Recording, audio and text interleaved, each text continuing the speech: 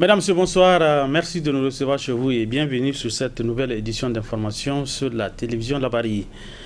Les nouveaux professeurs nigériens agrégés en médecine du Conseil africain et malgache pour l'enseignement supérieur CAMES ont été accueillis hier après-midi à l'aéroport international Diori Hamani de Niamey par le ministre de l'Enseignement supérieur et de la Recherche, de son homologue de la santé publique et des parents, amis et connaissances des lauréats. Les temps forts de cet accueil avec Hassan Saleh Moustapha. Ils sont 12 nouveaux professeurs agrégés du CAMES qui viennent ainsi s'ajouter au nombre existant intervenant dans le secteur de la santé publique au Niger.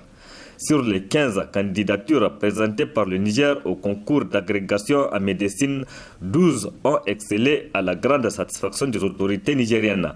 Pour le ministre de l'Enseignement supérieur et de la Recherche, c'est une grande prouesse que le Niger vient ainsi de réaliser. Le Niger a réalisé une prouesse qui doit être saluée puisque nous avons obtenu 12 admis sur 15. Niamey a présenté 9 candidats, 8 sont admis. Maradi, un candidat, le douane de la faculté, il est admis. Zender, 3 candidats, 1 admis.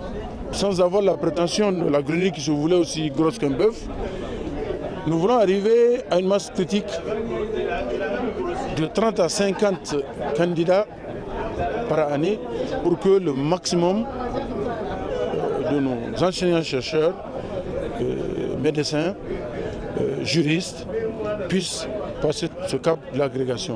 Vous savez, l'agrégation, c'est le dispositif d'avancement du CAMES, une des voies.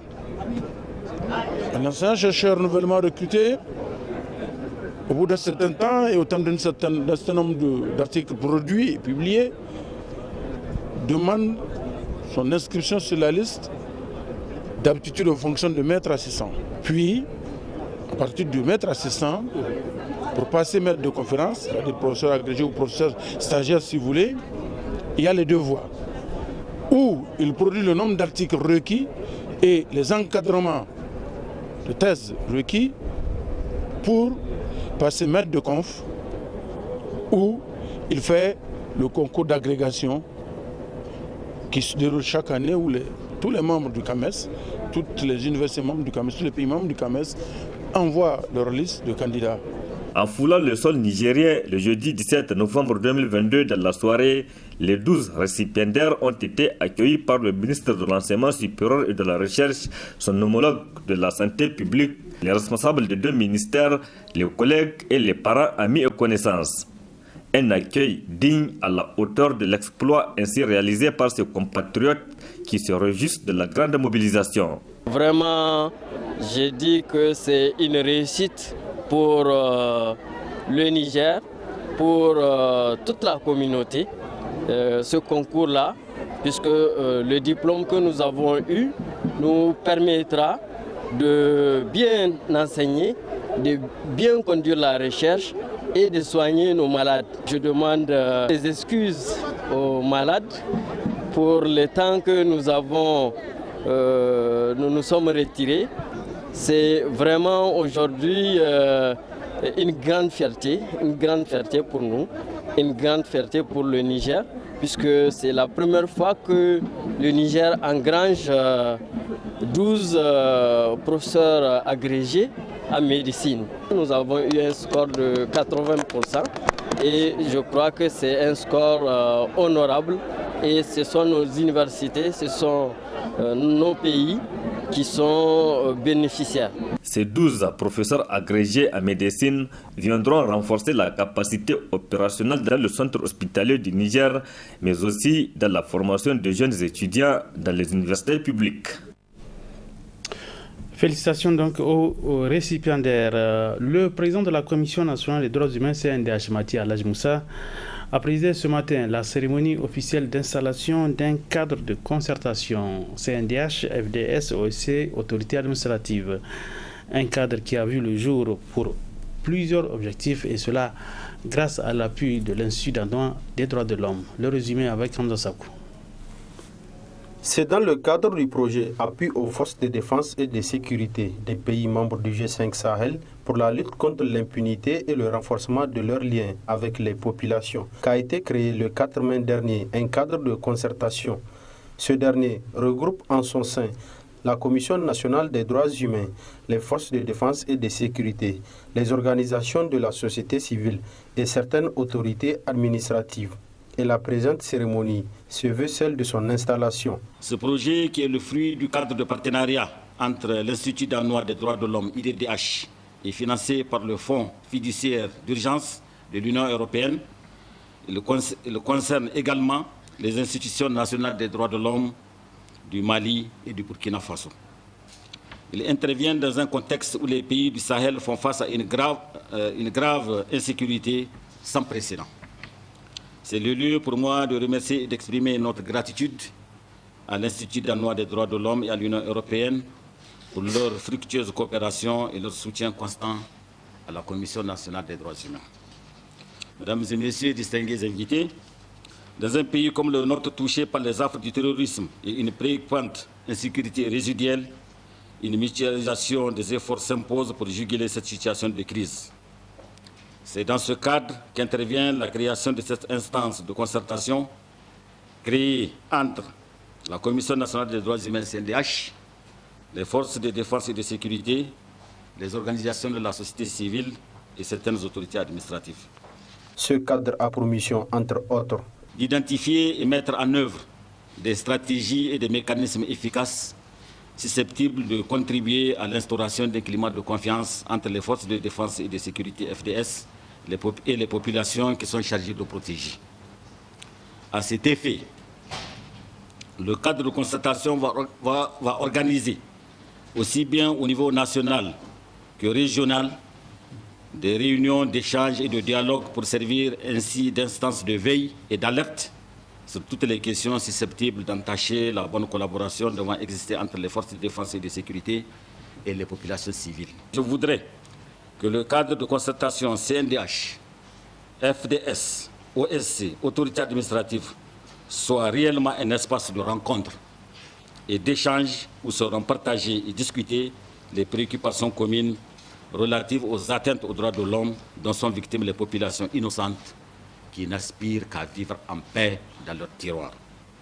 À cet égard, il vous appartient de vous organiser pour mener toutes les activités devant concourir à l'atteinte de ces nobles objectifs, notamment les sessions de formation, les rencontres et autres caravanes de sensibilisation, les missions de monitoring des lieux de privation de liberté, les actions de communication de masse à travers les médias, les réseaux sociaux, bref, tout ce qui est de nature à restaurer et à entretenir la confiance entre les forces armées nationales, les forces de sécurité intérieure et les populations, ainsi que les autorités administratives et politiques.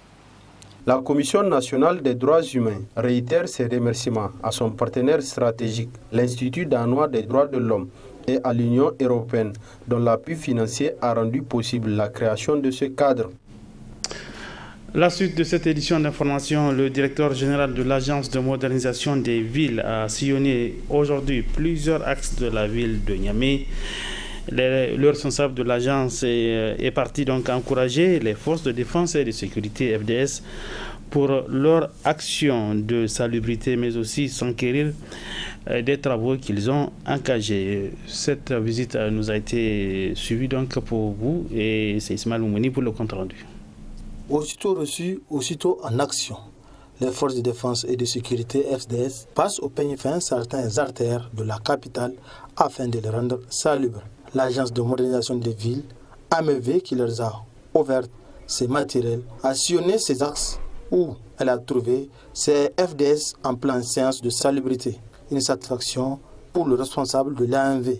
En complémentarité des efforts de la ville de Niamey, nous sommes mobilisés à accompagner ce travail effectué en mobilisant les FDS et en leur donnant le matériel. Les FDS nous ont toujours accompagnés circonstanciellement pour préparer des grands événements. Aujourd'hui, vous avez vu leur mobilisation, leur grande mobilisation sur plusieurs axes de la ville de Niamey. Mokhtar Mahmoudou est parti également s'enquérir des travaux entrepris par son agence. Là aussi, c'est le même constat positif qui se dégage. Tout en respectant les autres interventions dans la ville de Niamey. Vous avez vu des opérations sur les feux optiques, vous avez vu les opérations d'aménagement de places publiques, de rond-point Gadafawa, la place Anoutab, vous avez vu la reprise des peintures et bordures. Tout cela s'inscrit dans la préparation de la ville de Niamey pour accueillir non seulement le sommet de l'Union africaine, mais toutes les autres rencontres. Mais au-delà, nous voulons faire de Niamey une belle ville. Nous voulons faire aussi des autres villes de l'intérieur, des belles villes. Mais Niamey est la capitale, Niamey est une vitrine. Donc il y a un travail constant, un travail permanent et un travail large qui mérite le concours de tout le monde. L'ANVD n'est pas substitué aux responsables en charge de la ville de Niamey, mais plutôt vient en complément pour les appuyer dans leurs efforts de rendre Niamey belle. Voilà pourquoi elle invite tous les citoyens à apporter leur contribution pour que Niamey soit coquette. Balarabe Assainissement qui est déjà à pied d'œuvre pour rendre la ville de Niamey propre à l'occasion de ce travaux du sommet de l'Union africaine sur l'industrialisation qui est prévu dans notre belle capitale du 20 au 25 novembre 2022. C'est une lutte sans merci contre les arbres et autres débris que le groupe Balarabe Assainissement a décidé de mener à travers une vaste opération pour rendre la ville de Niamey propre avant le démarrage des activités du sommet de l'Union africaine sur l'industrialisation et la diversification économique de l'Afrique que la ville de Niamey va accueillir du 20 au 25 novembre prochain. Plusieurs chefs d'État africains ont déjà annoncé leur participation. Donc le groupe Balarabe Assainissement a jugé utile de mener cette opération, une façon pour lui d'apporter sa contribution à la réussite de cet important sommet.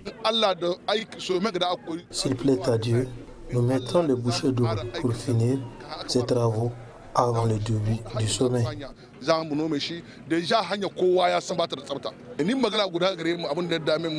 Nous profitons pour exhorter la population de ne pas jeter les déchets partout. L'opération de désherbage et de nettoyage de la ville de Niamey a officiellement été lancée par le président du conseil de ville de Niamey. Je suis venu encourager nos prestataires et tous ces bras valides qui jour et nuit travaillent pour que Niamey soit propre. Les encourager et démontrer à la face du monde que la ville de Niamey n'a jamais désemparé. La ville de Niamey continuera à faire en sorte que Niamey soit une ville propre. Et aujourd'hui, nous lançons donc le désherbage qui ne fait même pas partie de nos prestations, mais que nos prestataires ont accepté de prendre en charge. Et nous allons faire le lancement pour que sur tous les axes importants de la ville de Niamey, il y ait cette opération qui va venir renforcer déjà le processus en cours, parce que c'est au quotidien que nous travaillons pour que Niamey soit propre. J'exhorte vraiment mes concitoyens de la ville de Niamey à faire de cette culture de la propreté leur leitmotiv. Pour honorer l'engagement pris de nettoyer les axes stratégiques de la ville de Niamey avant le sommet, le groupe Balarabe Assainissement a mobilisé tous les éléments et tous les matériels nécessaires pour rendre propre la ville de Niamey, mais aussi pour permettre aux participants de découvrir une ville accueillante. Retenez que l'ONG Libo a procédé hier matin à l'inauguration d'une bibliothèque communale au profit des scolaires de la dite commune. Plusieurs invités ont pris part à cette cérémonie en présence également de notre reporter Asma Ousseidou. Depuis sa création, l'ONG Libo, avec le soutien de ses partenaires, œuvre à l'amélioration de la qualité de l'éducation au Niger en général et celle de la commune de Libouré en particulier. Du préscolaire au secondaire, l'ONG Libo a mené plusieurs actions dans le domaine formel et non formel, à l'exemple de cette bibliothèque qui vient de voir le jour et qui est baptisée Bibliothèque DHL, selon le responsable de l'ONG Libo. La cérémonie qui nous réunit aujourd'hui consacre à la fois une inauguration d'une bibliothèque, mais aussi un témoignage d'un soutien d'un partenaire qui nous a accompagnés pendant près de 17 ans. Il était un jour de l'année 2006. Robin Mednick rencontrait Ken de DHL à Toronto. Robin demandait à envoyer gratuitement un colis à Libouré. Alors même qu'elle n'était jamais venue à DHL, elle n'avait même pas le statut de représentante d'une organisation reconnue. Son engagement personnel, son courage et la noblesse de l'action n'ont pas laissé indifférents les responsables de DHL Toronto qui, depuis ce jour, n'ont cessé d'accompagner Pencil for Kids. En mai 2009, Pencil for Kids dédié à DHL la première bibliothèque communale construite au complexe scolaire Amadou Madougou de Libouré. Le consortium Pencil for Kids, Eliminate Poverty Now et l'ONG Libo, ayant une vision commune, basée sur la concrétisation du rêve de l'éminent scientifique professeur Dov Pasternak, paix à son âme, vient d'initier le premier institut de formation en horticulture au Niger. Cet institut s'inspirera des 35 ans d'expérience du professeur Dov dans le domaine de l'agriculture qu'il nous a légué dans son livre publié à titre posthume intitulé « Prospérité agricole au Sahel ». DHL a financé l'impression et le transport des États-Unis au Niger de 1000 exemplaires de ce livre. En guise de reconnaissance à tous ces efforts, nous baptisons la bibliothèque de cet institut Bibliothèque DHL. Pour la société DHL, partenaire de l'ONG Libo, cette initiative est d'une importance capitale. Il s'agit aujourd'hui de participer à promouvoir l'éducation. Et l'éducation est une valeur sacro-sainte, une valeur qui, grâce à laquelle tout individu peut changer de classe sociale, tout individu peut renforcer son être et accéder à des instances supérieures. Nous sommes tous, chacun autant que nous sommes, en tant que responsables, le fruit d'une certaine éducation. Tout à l'heure, je regardais les objectifs de l'ONG Libo.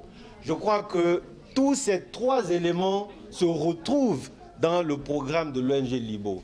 Donc vous comprenez que c'est avec une joie immense que nous nous sommes associés à toutes les activités de l'ONG Libo.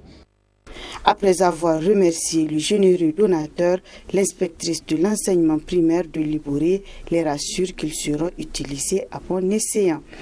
Nous remercions une fois de plus l'ONG Libo et ses partenaires pour ses actions multiples et multiformes à l'égard de l'éducation en général et à celle de la commune de Libouré en particulier.